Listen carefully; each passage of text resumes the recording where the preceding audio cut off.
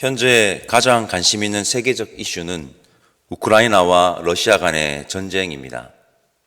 러시아는 세계 군사력 2위라는 평가를 받는 나라이지만 우크라이나와의 전쟁에서 고전하는 모양새입니다.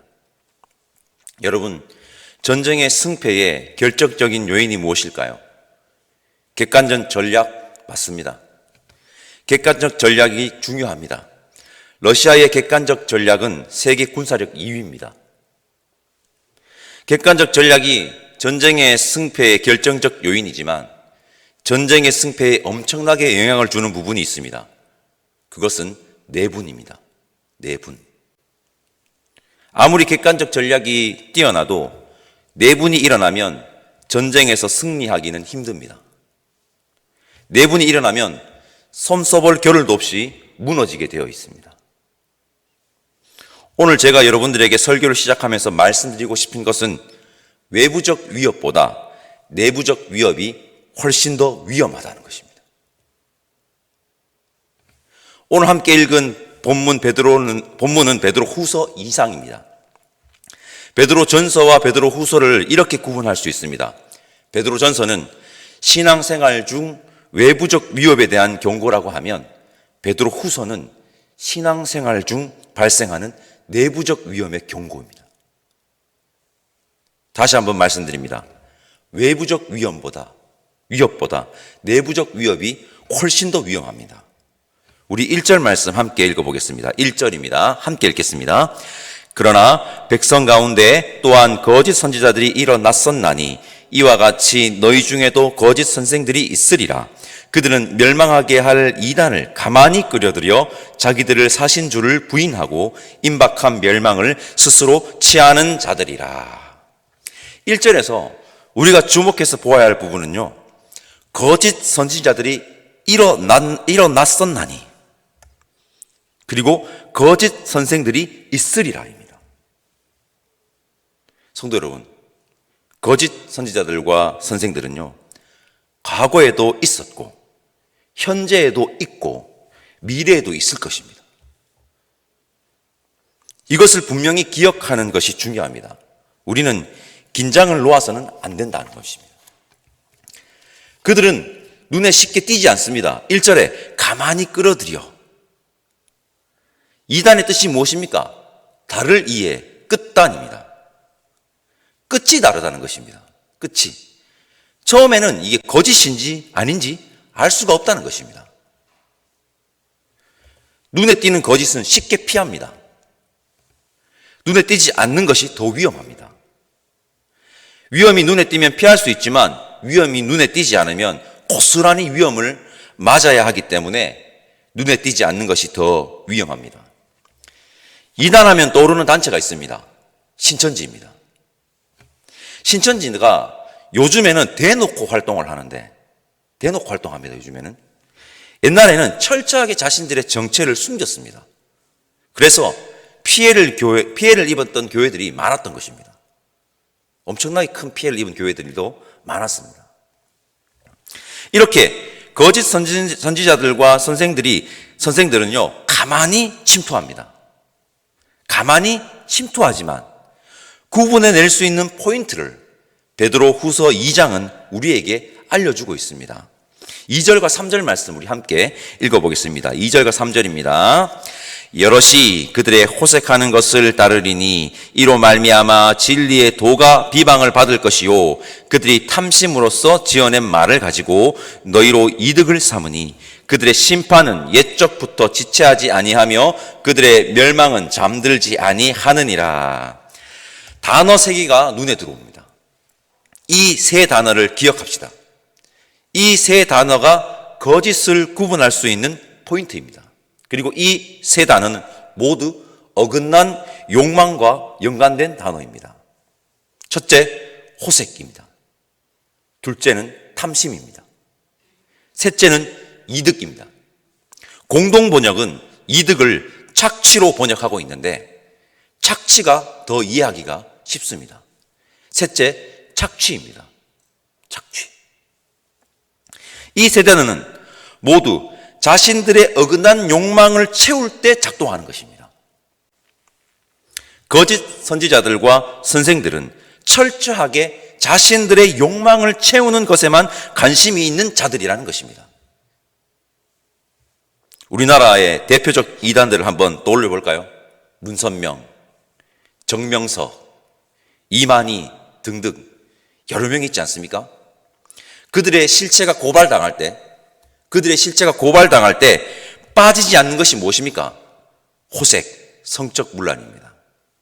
탐심과 착취, 모든 자금은 교주에게로 집중되며 그 자금은 자신들의 사리사욕을 채우는 것에 사용됩니다. 거짓 선지자와 선생들에게는요, 생명이 없습니다. 그들은 절대 영원하지 않습니다. 17절 말씀을 제가 한번 읽어보겠습니다. 이 사람들은 거짓 선지자와 선생들 아닙니까? 이 사람들은 물 없는 샘이요 광풍에 밀려가는 안개니 그들을 위하여 캄캄한 어둠이 예비되어 있나니. 여러분, 기억해야 합니다. 거짓 선지자와 선생들은 과거에도 있었고 지금 현재에도 있고 미래에도 있을 것입니다. 우리 긴장해서 구별해야 합니다. 그리고 거짓 선지자들과 선생들을 구별하는 것이 중요하지만 더 중요한 것은 우리 내면에 이러한 어긋난 욕망이 없는지 말씀 앞에 서서 우리를 돌아보는 것이 중요합니다. 공동체를 위협하는 것은 몰래 들어온 욕망의 노예들인 거짓 선생들이지만 우리의 신앙을 위협하는 것은 우리 내면에 몰래 들어와 뱀처럼 다리를 두고 앉아있는 어긋난 욕망, 호색, 탐심, 착취, 그 힘을 기억합시다.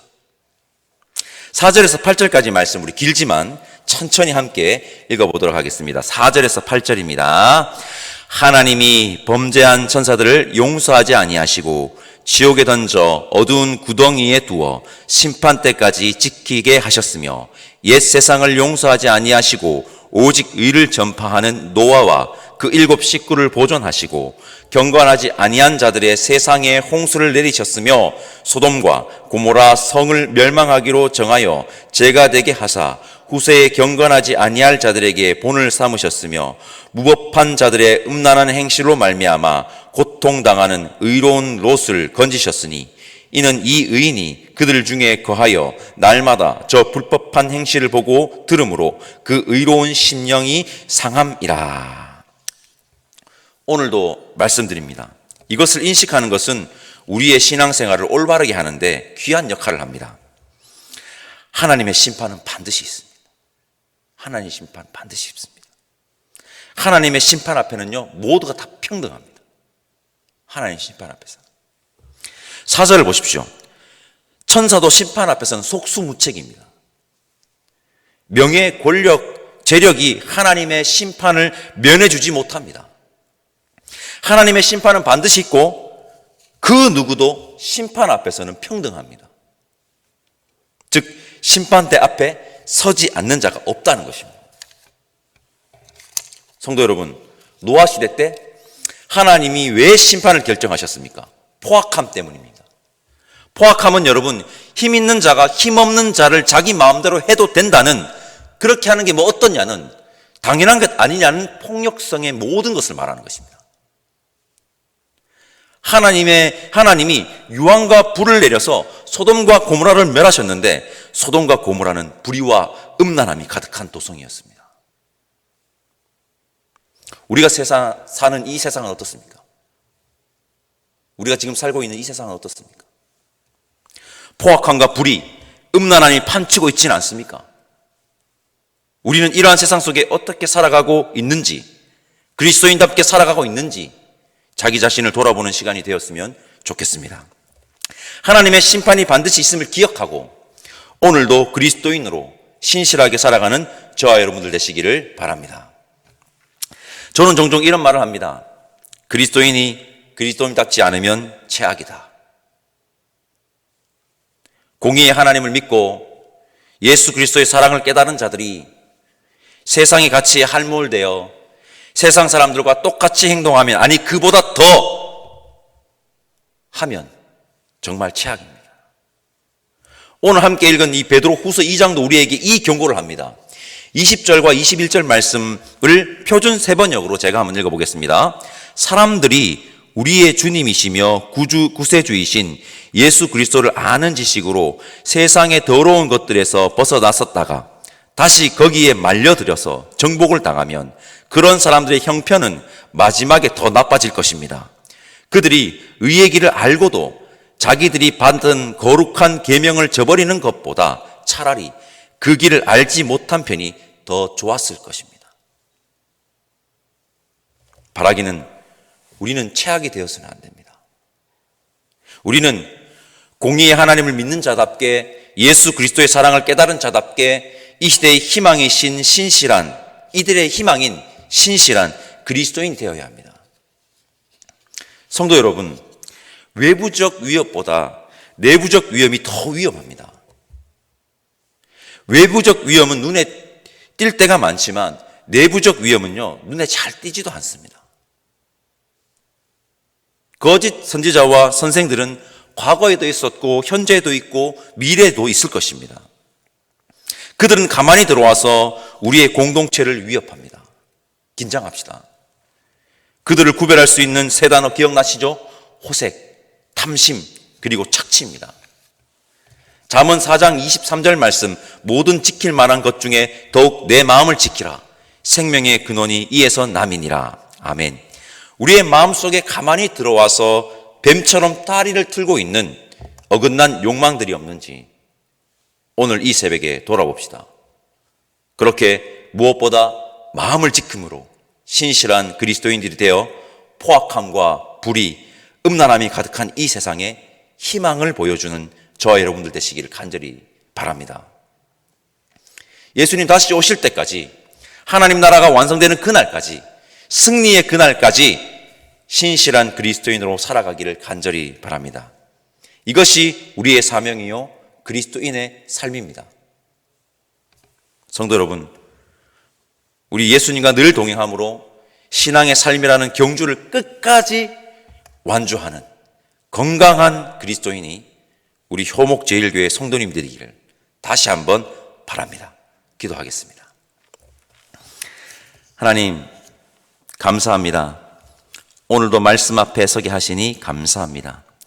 믿음의 선배들 역시 내부적 위험에 노출이 되어 신앙을 잃어버릴까 걱정하였다는 것을 오늘 말씀을 통해서 보았습니다. 욕망의 노예들인 거짓 선지자와 선생을 구별하게 하시고 우리의 내면에, 우리의 마음에 어긋난 욕망이 다리를 트고 앉아 우리를 위협하고 있지는 않는지 돌아보게 하옵소서. 함께 예배드리는 우리 모두는 예수님과 늘 동행하는 경건한 그리스도인들이 되어 이 세상에 희망을 제대로 보여주고 전하는 신실한 자들이 되기를 원하오니 성령 하나님 인도하여 주옵소서. 감사하옵고 우리를 위해 십자가의 길을 걸으셨으며 사만 공세 이기시고 부활하신 부활의 주 예수 그리스도의 이름으로 기도드립니다. 아멘.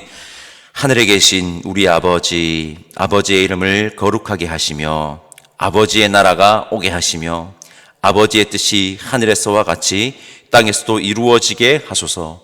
오늘 우리에게 일용할 양식을 주시고 우리가 우리에게 잘못한 사람을 용서하여 준 것 같이 우리 죄를 용서하여 주시고 우리를 시험에 빠지지 않게 하시고 악에서 구하소서. 나라와 권능과 영광이 영원히 아버지의 것입니다. 아멘.